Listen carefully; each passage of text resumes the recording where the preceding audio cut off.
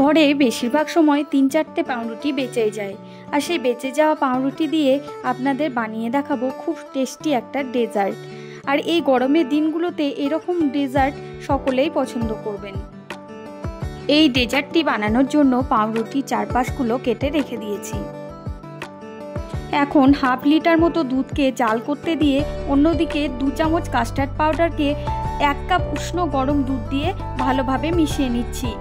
আর জাল করতে রাখা দুধের মধ্যে দিয়ে দিচ্ছি পরিমাণ মতো মিষ্টি, তোমরা তোমাদের মতো চিনি ব্যবহার করবে।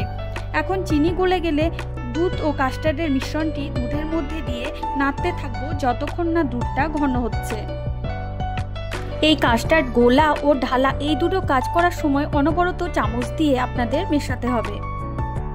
আর মিশ্রণটি ঘন হয়ে এলে এটাকে নামিয়ে রেখে আমি ডেজার্টের পুরটা রেডি করে নেব।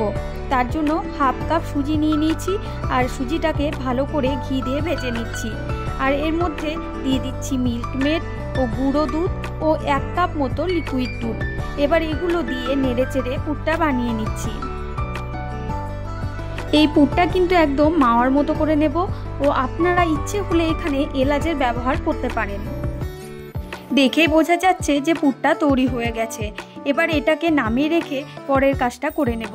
কয়েকটা পাউরুটিকে হাত দিয়ে গুঁড়ো করে ফেস ক্রিম দিয়ে ভালোভাবে রুটির আটার মতো মাখিয়ে নিচ্ছি।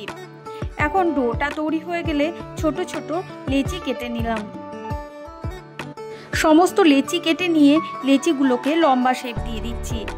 এবার এই লম্বা শেপের লেচিগুলো একটু চ্যাপ্টা করে এর মধ্যে বানিয়ে রাখা সুজির পুর ভরে ভালো করে চারপাশটা বন্ধ করে নিচ্ছি। ঠিক এভাবেই আমাদের করে নিতে হবে।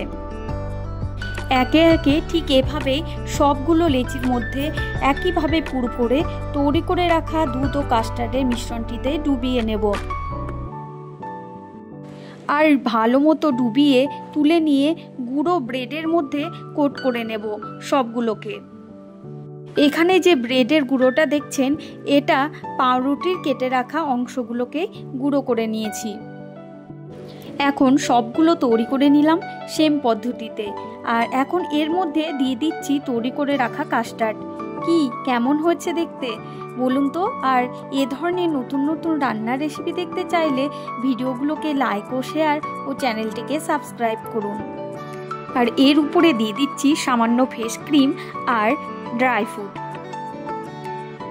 এটা আপনারা গরম বা ঠান্ডা দুভাবেই পরিবেশন করতে পারেন। ঠান্ডা খেতে চাইলে ফ্রিজে রাখুন।